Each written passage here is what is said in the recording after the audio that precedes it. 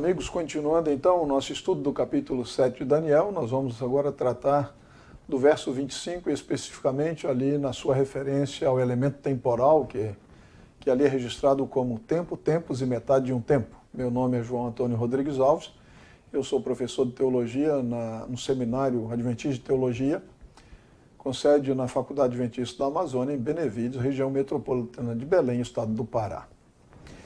Capítulo 7 de Daniel, versículo 25, falando acerca do chifre pequeno, diz que ele iria proferir palavras contra o Altíssimo, magoar os santos do Altíssimo, também cuidaria em mudar os tempos e a lei, e então vem esta informação final de que os santos lhe seriam entregues nas mãos por um tempo, 2 tempos e metade de um tempo.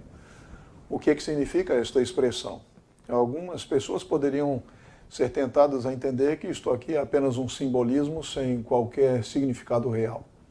Entretanto, nós estamos aqui num capítulo que é essencialmente simbólico. Nós temos animais híbridos aqui. Naturalmente, você não espera encontrar esse tipo de animal em algum zoológico exótico em algum lugar do mundo. Claramente, eles são símbolos. E na interpretação que é dada a Daniel, nós chegamos a esta compreensão de que esses animais simbolizam reinos que ali estavam.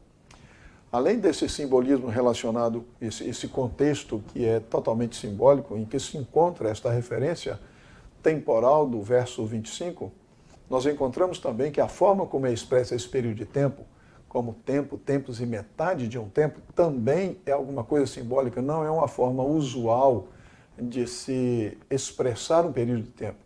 Ninguém naquele tempo, nos dias de Daniel, nem nos dias de hoje, nem em qualquer momento da história, responderia, digamos, uma questão simples: você está aqui há quanto tempo? Eu estou aqui há um tempo, 2 tempos e metade de um tempo.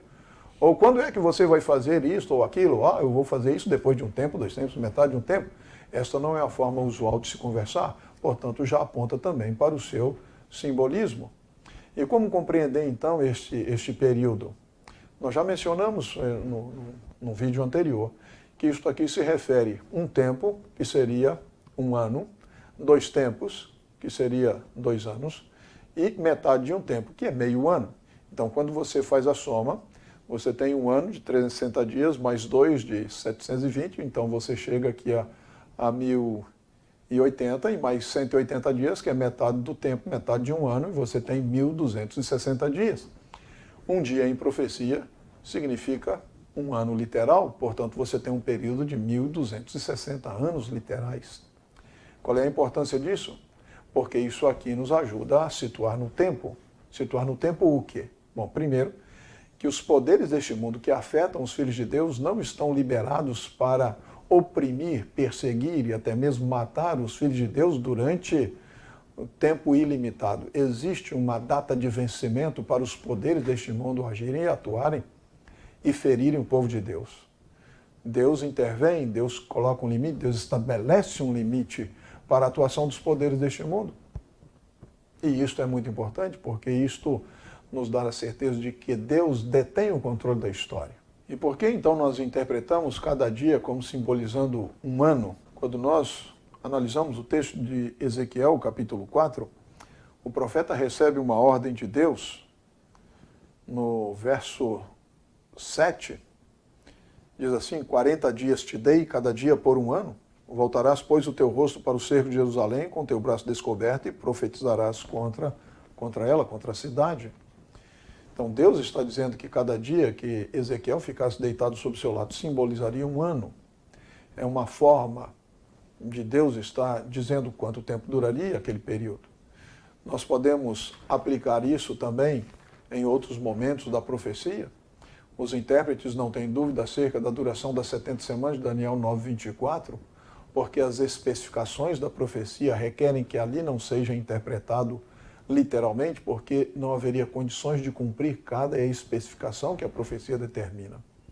Então nós encontramos, sim, outros intérpretes no decorrer dos séculos que foram aplicando este princípio de um dia por um ano na interpretação dos períodos proféticos, na profecia apocalíptica. Nós estamos aqui em Daniel, um livro apocalíptico, uma profecia apocalíptica, então é lógico que nós apliquemos o princípio de ano nesta profecia aqui.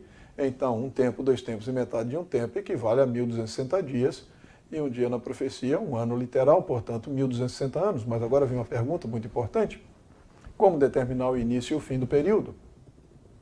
Este período ele aparece 7 vezes nas Escrituras, 2 vezes no livro de Daniel e 5 vezes no livro do Apocalipse.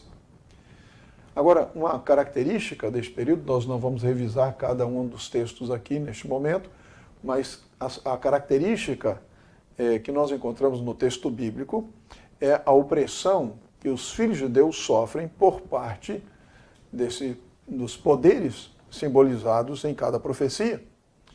Os santos seriam entregues nas mãos do poder simbolizado pelo chifre pequeno. Depois, no capítulo 12, o poder do povo santo seria destruído. A terceira ocorrência, já no livro do Apocalipse, a cidade santa seria pisada a pés pelos gentios. A quinta utilização deste período, a igreja, simbolizada por uma mulher, seria alimentada no deserto, ou seja, ela teria que fugir para o deserto para fugir dos ataques da serpente. Depois nós temos outra ocorrência em que a besta, semelhante a leopardo, iria dirigir suas ações contra Deus e contra os santos, lá no capítulo 13 de Apocalipse. Portanto, nós temos a característica básica deste período é que os santos sofreriam nas mãos dos seus inimigos.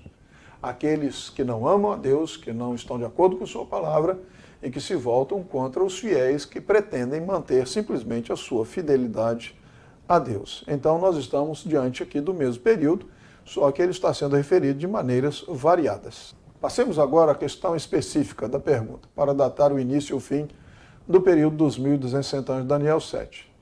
Vamos verificar o texto bíblico para ver o que ele tem a nos dizer. Uma olhada, mesmo superficial, aqui no capítulo 7 do livro de Daniel, informa ao leitor que existem alguns marcadores proféticos temporais que delimitam o período e impedem que nos percamos no passado longínquo ou no futuro sem esperança. Devemos observar que este período é dito ser ocupado por um poder político-religioso denominado chifre pequeno.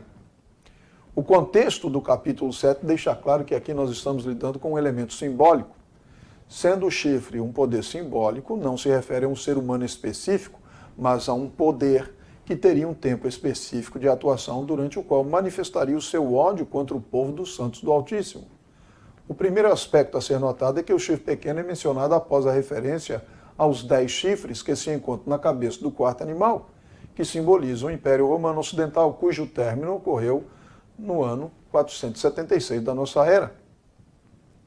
Sendo assim, esta data já impõe um limite que deve ser levado em consideração na tentativa de estabelecer a data para o início do período. Portanto, a primeira conclusão a qual o texto nos dirige é que o período assinalado dos 1260 anos não poderia se iniciar antes de 476, antes da queda do Império Romano Ocidental, mas sim depois. Além disso, encontramos uma referência no texto de Daniel 7 à queda de 3 chifres diante do chifre pequeno. Isto indica que esses 3 poderes aqui simbolizados deveriam estar estabelecidos para serem arrancados. E isto somente poderia acontecer após a queda do Império Romano Ocidental. Sendo assim, nós temos uma data aproximada. Entretanto, falta-nos estabelecer de modo mais específico uma data para então fixar os períodos para início e fim deste período de tempo dos 1260 anos. Para nos ajudar neste processo de estabelecer as datas de início e fim, nós podemos recorrer ao livro do Apocalipse. O livro do Apocalipse, ele é uma revelação que está relacionado diretamente com o livro de Daniel. Hermeneuticamente, nós podemos justificar isso porque toda a Escritura é inspirada por Deus e uma parte dela pode ser legitimamente utilizada para ajudar a explicar outra parte. E também há um tema muito forte aqui entre o capítulo 7 de Daniel e um capítulo do livro do Apocalipse, que é o capítulo 13. Quando nós vamos para o capítulo 13 do livro do Apocalipse, nós encontramos aqui a descrição da primeira besta, e diz que esta besta, no verso 2, era semelhante a um leopardo, que é a terceira besta do capítulo 7, que nós encontramos aqui no livro de Daniel, com pés como de urso. A segunda besta do capítulo 7 de Daniel, e a boca como leão, que é a primeira besta do capítulo 7 de Daniel. Então, é apresentado aqui em forma reversa, né? Terceira, depois a segunda, depois a primeira, e constitui esta besta como um todo. Portanto, o capítulo 13 do livro do Apocalipse, como reconhecido pelos estudiosos, está diretamente relacionado com o capítulo 7 de Daniel. E aqui nós temos uma informação muito interessante acerca do que aconteceu com esta besta. No verso 3 é dito assim, capítulo 13 do livro do Apocalipse: então vi uma de suas cabeças como golpeada de morte. E aqui nós temos uma informação que é extremamente relevante para a nossa interpretação. Se nós entendemos, e como muitos intérpretes atualmente entendem, que esta besta simboliza o mesmo como o chifre pequeno do capítulo 7 de Daniel, o mesmo como o homem da iniquidade do capítulo 2 de 2 Tessalonicenses, então nós estamos falando de um sistema político-religioso que de alguma forma iria sofrer um ataque, mas não um ataque simples, mas um ataque com o objetivo de causar a sua morte. E isto é destacado pelo uso de uma preposição aqui no texto grego. Na nossa tradução em português, diz apenas que uma de suas cabeças como golpeada de morte. Mas a preposição eis em grego, que pode ser traduzida como para, com o sentido de objetivo, com propósito. Então a tradução seria uma de suas cabeças golpeada com o objetivo de causar a morte. E quando é que isto aconteceu? Quando você percorre os livros de história, você encontra que houve uma tentativa de eliminar a forma de cristianismo sustentado pela Igreja Católica Romana. Isso aconteceu durante a Revolução Francesa, e isto de uma maneira muito significativa no ano de 1798, em fevereiro de 1798, quando o Papa Pio VI foi preso, foi levado prisioneiro e ele morreu no exílio. Ele morreu no exílio. E qual foi o objetivo da França revolucionária? A França revolucionária, como nós conhecemos pelos livros da história, a França tentou extirpar a religião. A França mandou fechar as igrejas, proibiu a celebração de cultos, de reuniões de adoração. A França revolucionária reuniu os livros religiosos e os queimou em praça pública. A França revolucionária estabeleceu na igreja de Notre-Dame, que seria a igreja de Nossa Senhora, uma prostituta como símbolo da sua deusa, a deusa da razão. Então, esta França revolucionária tentou extinguir a forma de cristianismo representado por Roma, e isso é o que está sendo dito aqui no capítulo 13, verso 3 do Apocalipse: uma de suas cabeças foi ferida com o objetivo de causar a sua morte. Não foi apenas uma ferida, não foi apenas para amedrontar, não foi apenas para coagir, para impor respeito. Foi uma tentativa de destruição completa.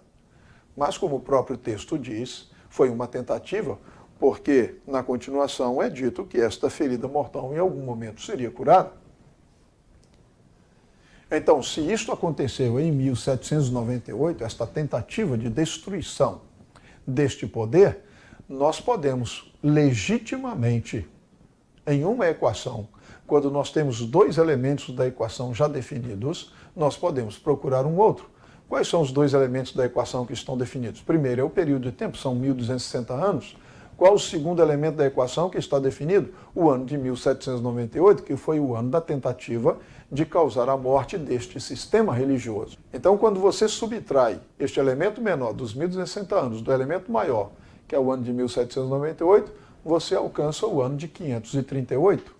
E aí você pergunta, mas o que aconteceu em 538?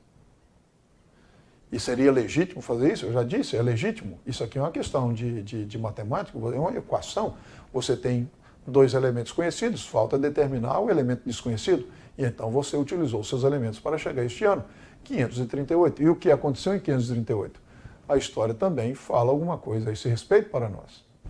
Antes de dizer especificamente o que aconteceu em 538, devemos lembrar o seguinte: nós temos já o primeiro aspecto positivo em relação ao ano 538, que é esta equação, 1798 menos 1260, chegamos a 538, e o segundo ponto, como nós já havíamos mencionado anteriormente, a queda do Império Romano ocorreu no ano 476 da nossa era, e então houve o estabelecimento daqueles poderes representados pelas tribos bárbaras, e o chifre pequeno só surgiria depois do ano 476, portanto 538 é bom nestes dois aspectos, porque vem depois do ano 476.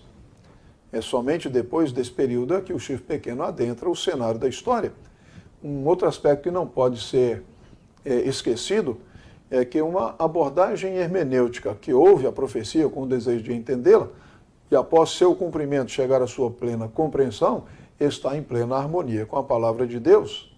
Além disso, nós temos as profecias de tempo de Daniel que foram seladas para o tempo do fim, que é uma razão adicional pela qual elas não poderiam ter sido plenamente compreendidas até que chegasse o tempo do seu cumprimento.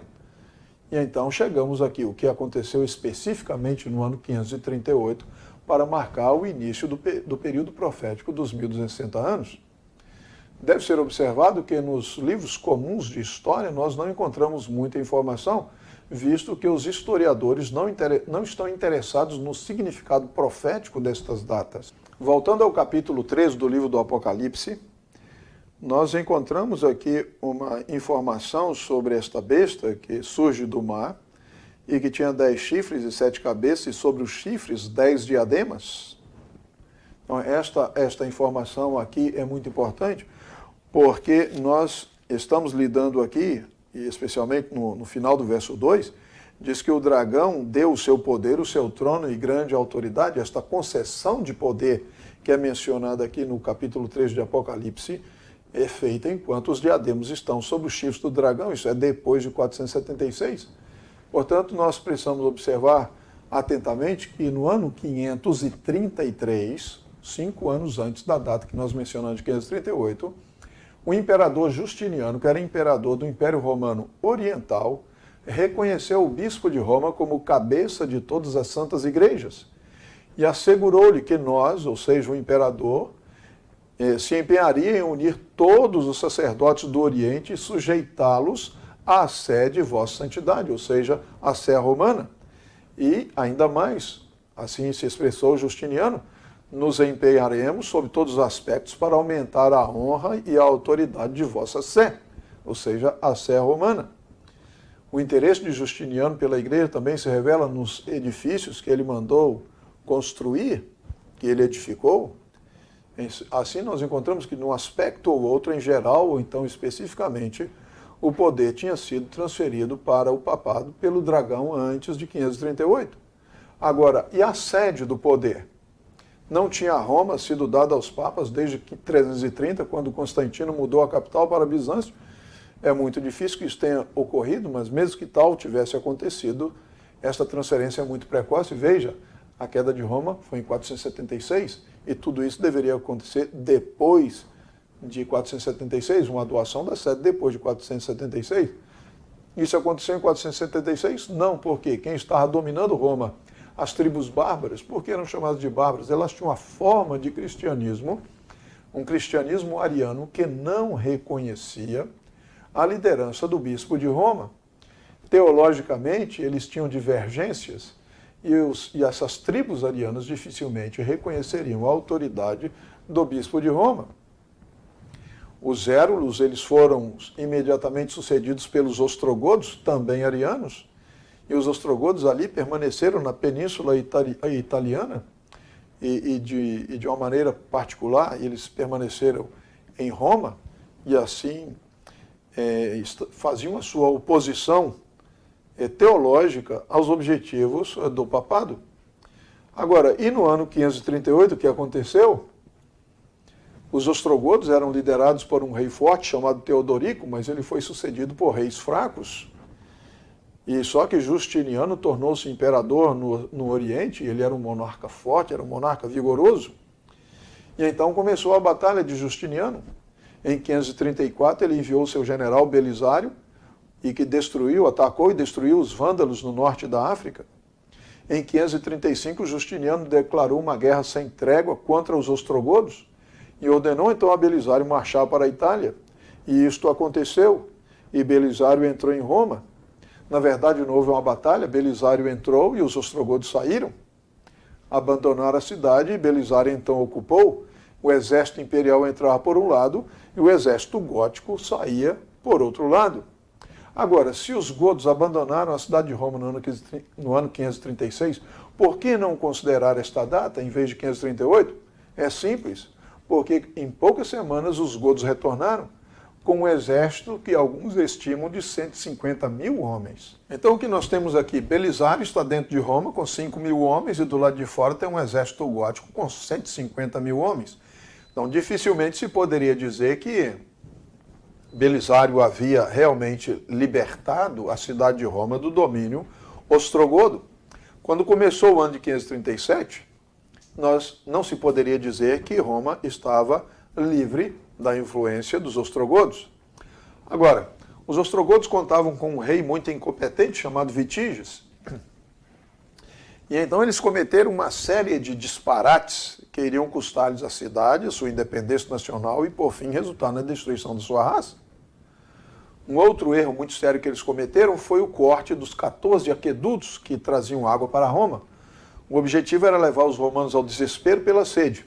O resultado não foi o esperado, porque a água começou a se espalhar na região do acampamento visigodo e logo foram criados pântanos e mosquitos de malária se desenvolveram aos milhões, acrescentando a morte ao desconforto. Em fevereiro de 538, Belisário enviou uma coluna veloz para atacar as cidades góticas, que ficavam mais ou menos 200 milhas ao norte.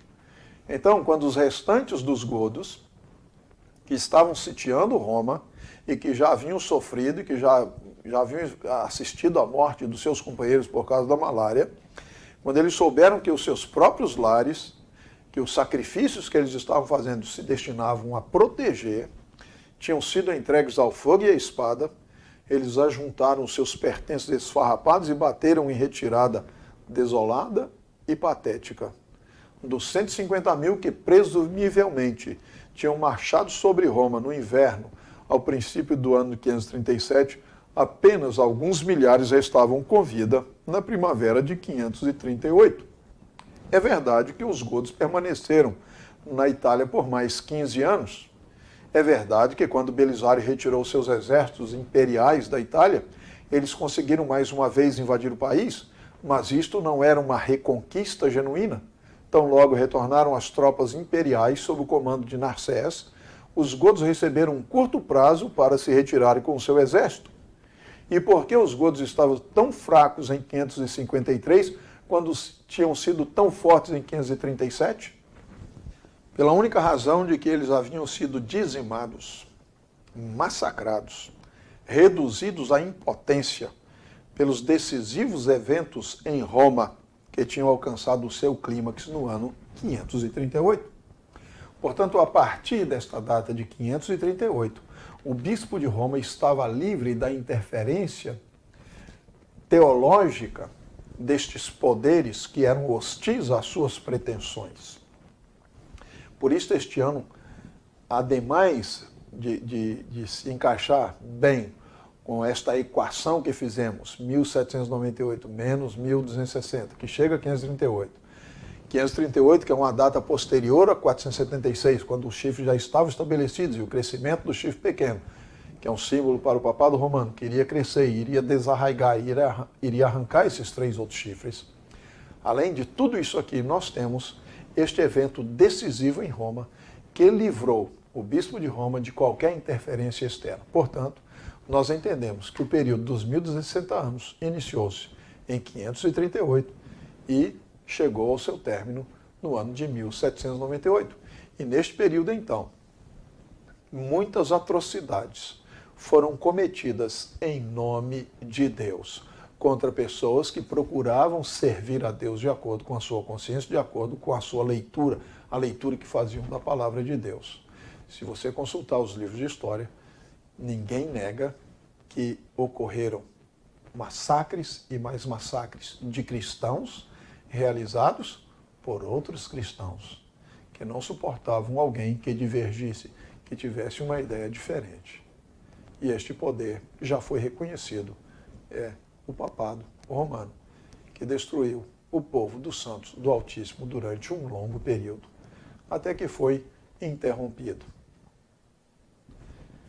Tendo visto isso, nós estamos também em condições de entender detalhes adicionais da profecia, que nos ajudam a confiar cada vez mais na capacidade de Deus de prever o futuro, mas não somente isso, na capacidade que Deus tem de conduzir as coisas ao seu desfecho, o desfecho que ele almeja, que é levar o seu povo para a terra celestial. Que Deus os abençoe enquanto continuamos a estudar este livro maravilhoso de Daniel.